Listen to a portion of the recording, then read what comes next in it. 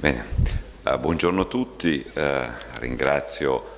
l'Unione Veneta delle Bonifiche per l'invito che mi ha rivolto e per aver organizzato soprattutto questo momento di confronto, di riflessione, momenti di riflessione come il tavolo nazionale che servono, perché i contratti di fiume, per io che li ho seguiti in Lombardia fin dall'inizio, dal 2002, quindi ormai ho passato i 10 anni di attività su questo tema, sono uno strumento in continua evoluzione. Noi da un'idea originale che rispondeva ad un'esigenza concreta di una pianificazione e programmazione più efficace da parte di Regione Lombardia sul tema della qualità delle acque e della sicurezza idraulica, da questa esigenza e dalla risposta che ci siamo dati e dallo strumento che abbiamo fatto nascere attraverso questa risposta, poi in questi 10 anni lo strumento ha avuto un'evoluzione continua, perché ogni volta che ci siamo trovati di fronte a un ostacolo, a una difficoltà nel far avanzare questo processo, abbiamo sempre cercato la strada migliore per poter superare questo ostacolo, e questa ricerca continua ci ha portato a costruire uno strumento che, se io guardo a 10 anni fa, oggi ha una solidità di gran lunga maggiore rispetto a quella che aveva all'inizio. In Veneto io ho qui degli amici, delle conoscenze, Carraro, il segretario regionale all'ambiente, il consorzio di bonifica del Delta del Po. Ho partecipato alcuni anni fa ad un incontro in provincia di Vicenza dove si stava discutendo per costruire, partendo dalle esperienze nostre del Piemonte, un contratto di fiume in quella provincia. Credo che l'interesse che è dato dalla presenza numerosa a questa iniziativa dimostra che anche qui l'esigenza di trovare risposte nuove a problemi che sono problemi gravi del territorio, ma soprattutto delle comunità che vivono su questi territori, problemi di sicurezza, problemi di qualità di vita e di territori di vita, credo che sia un'esigenza che sempre più è forte, pressante e che richiede risposte nuove sostanzialmente. Io ringrazio anche Bastiani per un po' gli spunti che ha dato, che sono oggetto di riflessione anche nelle relazioni precedenti. Una serie di elementi sono emersi che individuano già i temi nuovi su cui il fronte dei contratti di fiume è chiamato a dare delle risposte. Credo che siamo arrivati al momento in cui queste iniziative, pur rimanendo a livello locale, a livello di soggetti istituzionali che operano sul territorio, devono incominciare ad avere un'attenzione forte da parte dello Stato e quindi dei ministeri che hanno competenza su questi temi, soprattutto del Ministero dell'Ambiente. Io ringrazio Giorgio che fa parte della compagnia di giro che partecipa a gran parte degli incontri e delle riunioni, però credo che a questo punto il Ministero dell'Ambiente debba incominciare a guardare a queste realtà con un occhio diverso rispetto al passato e interiorizzare nella propria struttura operativa che presidia le politiche nazionali di qualità degli ambienti fluviali e di sicurezza, interiorizzare un'attenzione a questi strumenti e quindi delle politiche dedicate a valorizzare e a promuovere questi strumenti. È questa una delle sfide che ci stanno di fronte ed è questo il lavoro che stiamo cercando di portare avanti, ciascuno nei ruoli in cui si trova a dover operare, perché questo rappresenta effettivamente un salto, una stabilizzazione, il dare dei riferimenti, incominciare a stabilire dei criteri di valutazione di questi processi che possano effettivamente servire da una parte di guida a chi li promuove, ma dall'altra anche di valutazione del valore dei processi che poi vengono attivati e quindi della riconoscibilità di questi processi anche ai fini di poter avere dei canali di finanziamento privilegiati. Sui finanziamenti stiamo cercando di trovare uno spazio all'interno della programmazione dei fondi comunitari 2014 e 2020. Abbiamo tenuto un incontro 2 o 3 settimane fa a Milano con rappresentanti del Ministero dell'Ambiente, il Ministero dello Sviluppo Economico, alcune regioni. Sarà uno dei temi al centro del tavolo di Firenze del 9 di dicembre. Io credo che nei PON nazionali, ma anche nei piani operativi regionali, un'attenzione ai temi che sono all'interno delle politiche che i contratti di fiume attivano debba essere prestata. Gli obiettivi tematici su cui sono articolati i POR e i PON sono vari, 2 in particolare sono quelli che più riguardano il tema dell'ambiente e delle acque, ma anche su altri obiettivi tematici i contratti di fiume possono attrarre delle risorse. Uno su tutti, la formazione. Nei contratti di fiume si fa formazione in itinere, cioè affrontando i problemi e ci si forma nello scambio di idee, di opinioni, ma si fa formazione anche prevedendo percorsi di formazione dei tecnici, a partire dai tecnici comunali, della platea di coloro che interagiscono in qualche modo col territorio e determinano le modalità con cui questo territorio si trasforma. Io quando mi incontro con amministratori, cittadini, in pezzi dei territori, dei bacini su cui stiamo lavorando, porto tutti a fare una riflessione. Noi stiamo immaginando quello che può essere il territorio di questo bacino fra un po' di anni e cerchiamo di capire come fare in modo che questo territorio possa migliorare rispetto allo stato attuale sotto vari aspetti. Beh, voi pensate che ogni giorno negli uffici tecnici dei vostri comuni il territorio viene trasformato. Se lì c'è la capacità tecnica di gestire in modo un po' più sostenibile queste trasformazioni, noi avremo dei grandissimi alleati nel far avanzare questo percorso. Se non c'è questa capacità lì, noi possiamo mettere in campo grandi risorse, grandi energie, ma il rischio è che il territorio vada da un'altra parte rispetto a dove vorremmo che vada in modo sostenibile. Quindi questi sono una serie di aspetti che pongono delle questioni che credo tutti coloro si trovano a confrontarsi con questi temi, con questi problemi, prima o dopo devono dialogare. Devo anche dire, per l'esperienza che ho, non pensate che il contratto di fiume sia un percorso facile. Sia un percorso facile, rose e fiori, tutti assieme condividono gli obiettivi, lavorano in modo unitario. No, il contratto di fiume è un processo difficile. Come tutti i percorsi di vita ha degli alti e dei bassi, le cadute in alcuni casi sono anche abbastanza rovinose e direi anche prestiamo tutti attenzione, perché se noi attiviamo un processo di contratto di fiume in un territorio, in un bacino, su un canale, ormai le definizioni, gli oggetti d'acqua su cui agisce il processo sono i più vari, i più diversi, che racchiudono un po' tutta la caratteristica dei corsi d'acqua e della presenza dell'acqua nei nostri territori. Beh, se voi attivate un processo di contratto di fiume e questo, per qualsiasi motivo, dopo alcuni mesi, dopo 1 anno, 2 anni, fallisce, beh, non è che voi tornate al punto di partenza, voi fate fare a quel territorio dei passi indietro rispetto al punto di partenza, perché avete creato delle aspettative,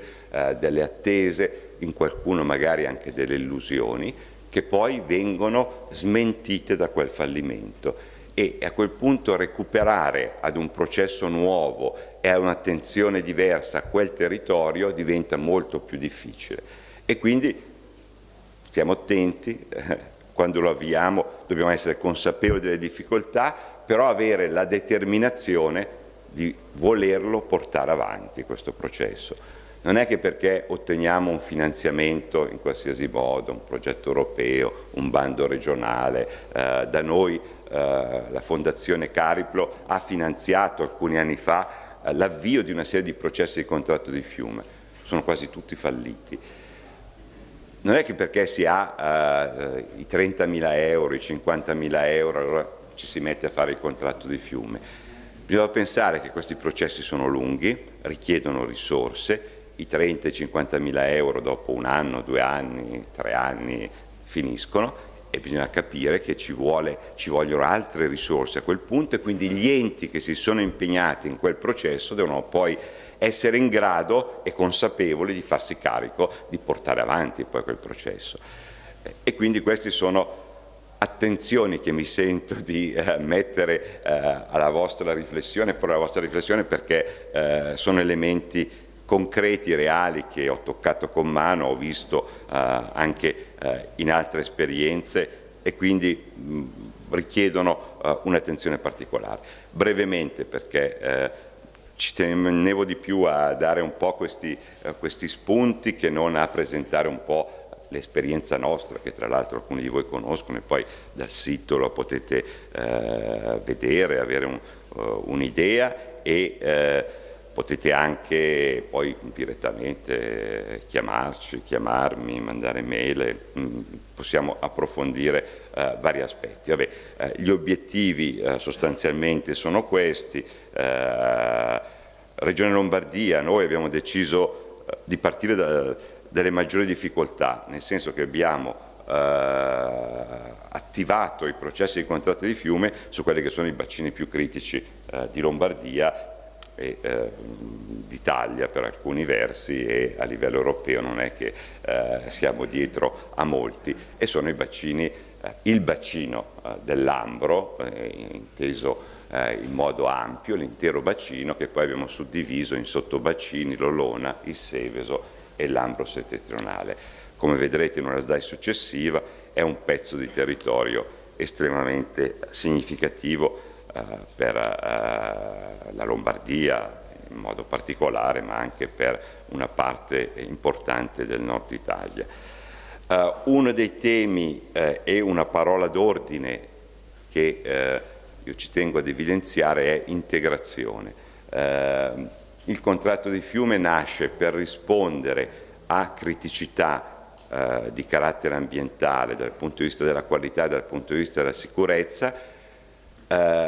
prendendo coscienza che le politiche settoriali tradizionali che avevamo agito fino ad allora erano risultate per gran parte inefficaci a far fronte a questi problemi.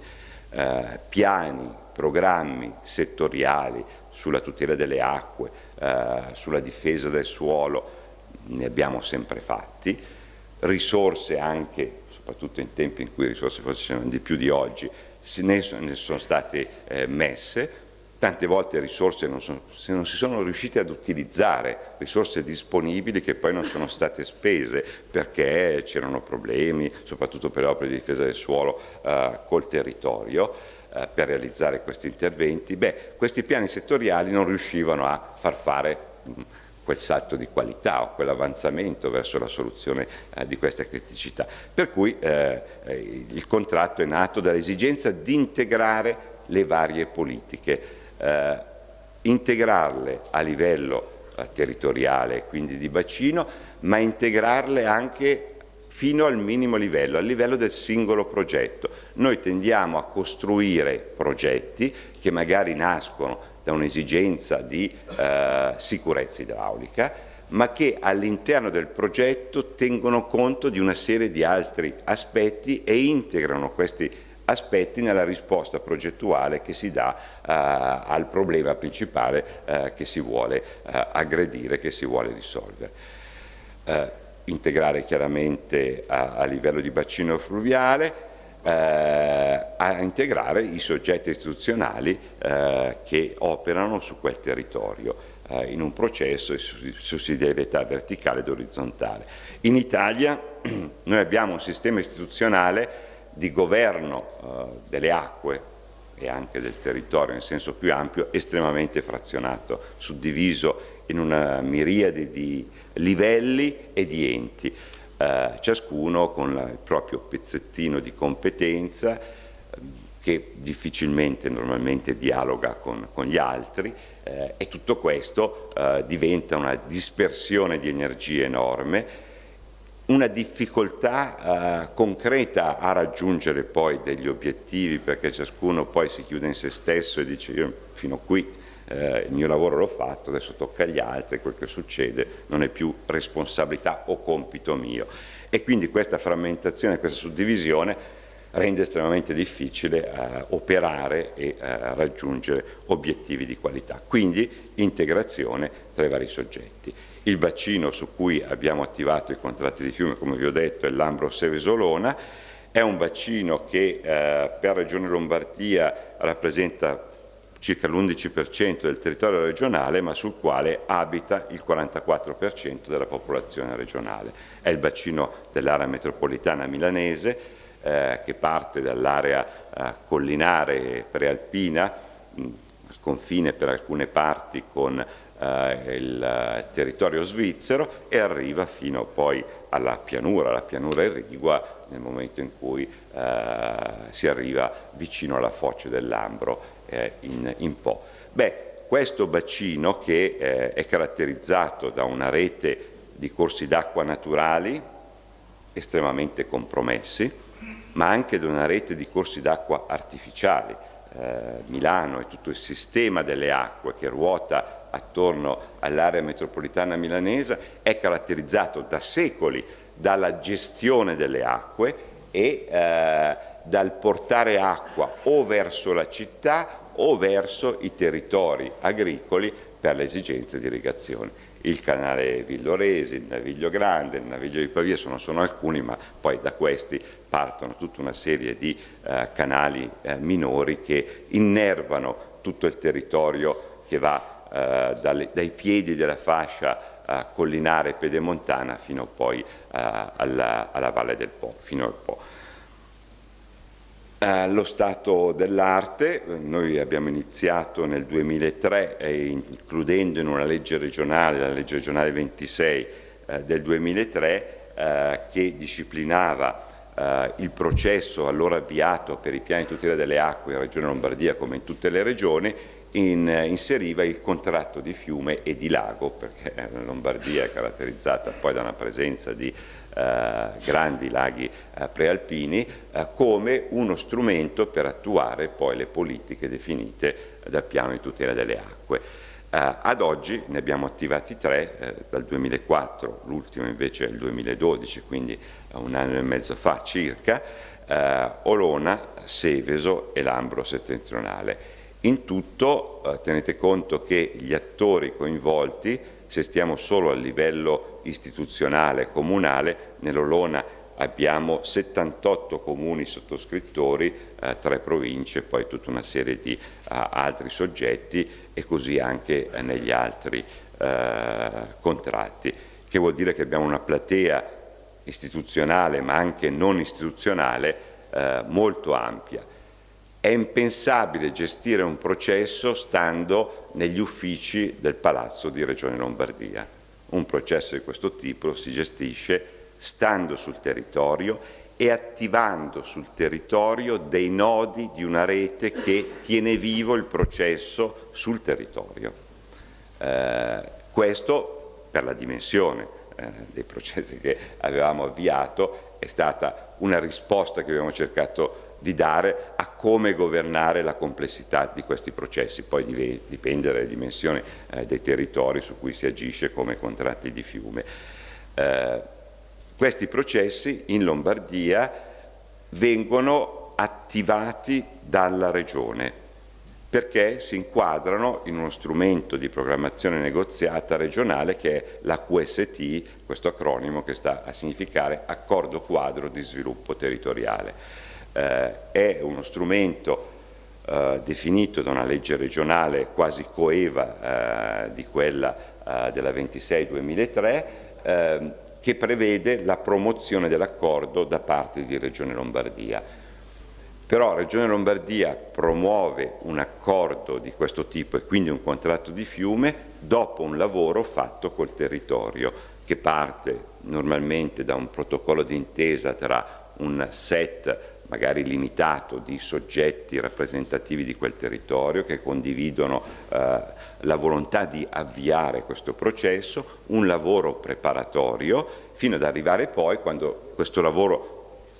è maturo, a promuovere ufficialmente l'accordo quadro di sviluppo territoriale. Da lì si apre la fase di costruzione dei contenuti reali del contratto di fiume, che viene sancito poi alla fine con l'approvazione dell'accordo quadro di sviluppo territoriale fatta da Regione Lombardia con una propria delibera di giunta regionale, che è l'ultimo atto amministrativo di approvazione prima della firma, che tiene conto degli atti amministrativi di approvazione fatti da tutti i soggetti che partecipano e che poi firmeranno il contratto di fiume. Quindi prima ci sono le delibere dei consigli comunali di tutti i comuni che aderiscono, delle province, gli atti anche di enti o soggetti non pubblici che però hanno dei loro organismi di rappresentanza di quell'ente associazione e quindi da chi ha la rappresentanza legale che esprime questa volontà. Il contratto di fiume da noi ha tre parti, entrambe, tutte e tre importanti e fondamentali. Ha un articolato, che è il testo verbale del contratto, dove si definiscono gli obiettivi e la modalità di funzionamento del partenariato all'interno del contratto. L'articolato, poi il testo del contratto, ha due allegati che sono un po' le gambe su cui si regge e cammina il contratto di fiume. Uno è lo scenario strategico, altrimenti detto Atlante, che è lo strumento di visione di quello che può essere lo sviluppo di quel pezzo di territorio, di quella valle, tenendo conto delle criticità, delle potenzialità di quel territorio e dei processi di trasformazione territoriale che sono in atto, e quindi che designa la linea di tendenza, lo scenario lungo, l'orizzonte verso cui lavorare, e poi il programma d'azione, che invece è uno strumento più di programmazione, che definisce le attività, le iniziative, i progetti, quindi attività sia infrastrutturali ma anche non, che vengono svolte in un determinato arco di tempo, normalmente di qualche anno, 3, 4, 5 anni a seconda della tipologia. Progetti complessi richiedono un tempo di realizzazione più lungo. Per l'Olona, per esempio, abbiamo già in pratica chiuso 2 cicli di programma d'azione. Stiamo adesso con i soggetti territoriali costruendo il terzo programma d'azione del contratto di Fiume Olona. Quindi in 10 anni circa sono 3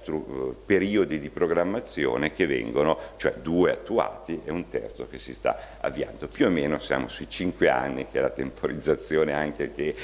nelle direttive europee troviamo per le revisioni periodiche delle misure che sono definite nei piani di gestione.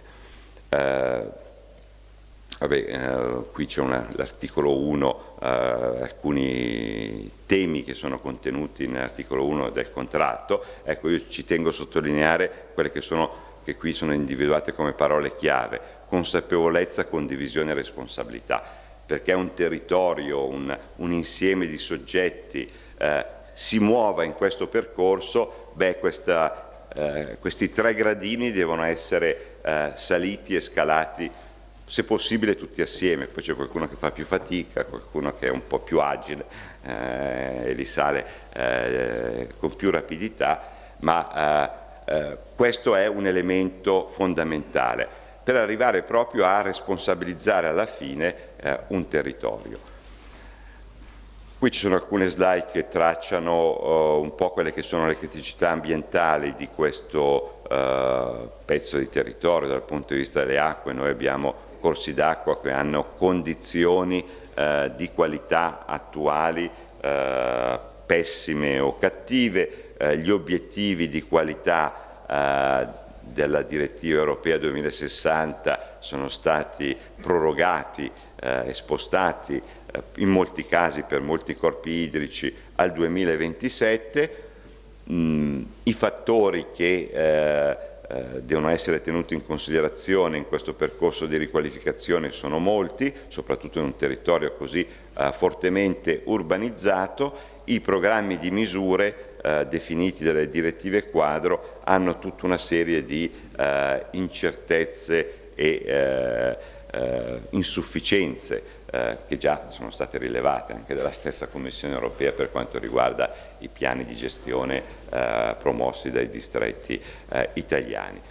Ecco, uno sviluppo che stiamo dando al contratto di fiume attraverso un'attività sperimentale, normalmente ci piace, se abbiamo un'idea, vedere di applicarla in una realtà, capire se funziona e dà dei risultati, a quel punto estenderla a realtà più ampie. Questa idea di far diventare, che poi era contenuta anche in alcune presentazioni, cioè di legare i contratti di fiume agli strumenti di pianificazione di scala di bacino, di distretto idrografico, l'abbiamo avuta per capire come poi rendere cogenti in un certo senso, ma anche legati in modo stretto con la pianificazione di scala più ampia del bacino padano. Abbiamo pensato di sviluppare attraverso il contratto di fiume quello che qui è definito un piano di dettaglio di sottobacino, che poi adesso diventa un progetto di sottobacino. Lo stiamo facendo sull'Ura, che è un sottobacino dell'Olona, che a sua volta è un sottobacino dell'Ambro. È comunque un sottobacino significativo perché parte dal confine svizzero, arriva fino alla chiusura del bacino su cui noi operiamo, dell'Ura, e Arò alla sua confluenza in Olona, a poche centinaia di metri dall'area di Fiera Milano e a 1 chilometro dall'area di Expo 2015, quindi è un sottobacino significativo per il territorio lombardo, soprattutto per l'area metropolitana milanese. Ha in sé un po' tutte le caratteristiche dei sottobacini su cui stiamo lavorando. Ha una dimensione ancora un po' gestibile, sono circa una ventina, poco più di una ventina di comuni, ha 3 province, Como, Varese e Milano, e quindi è un po' rappresentativo. Su questo stiamo costruendo un progetto di sottobacino. Partendo da tutto il lavoro che abbiamo fatto fino ad oggi all'interno del contratto di fiume Olona, Bozzente e Lura, qui stiamo cercando di far convergere le conoscenze, le misure che sono state pensate sia a scala di intero distretto e quindi di piano di gestione del distretto, sia a livello di pianificazione regionale, quindi piano territoriale regionale e piano paesaggistico regionale, farle convergere su questo territorio, integrandole tra di loro per arrivare ad un obiettivo di riqualificazione di questa valle. Il titolo del progetto di sottobacino dell'Ura sarà La Valle dell'Ura, una valle di qualità, perché è questo lo spirito che vogliamo far nascere, far crescere, l'ambizione che deve crescere nelle istituzioni, ma soprattutto nei cittadini che abitano questa valle. Siamo ormai quasi alla fase finale di questo progetto. In questi giorni stiamo tenendo una serie di incontri con comuni a livello locale per condividere e dettagliare meglio tutte le misure che lì saranno previste.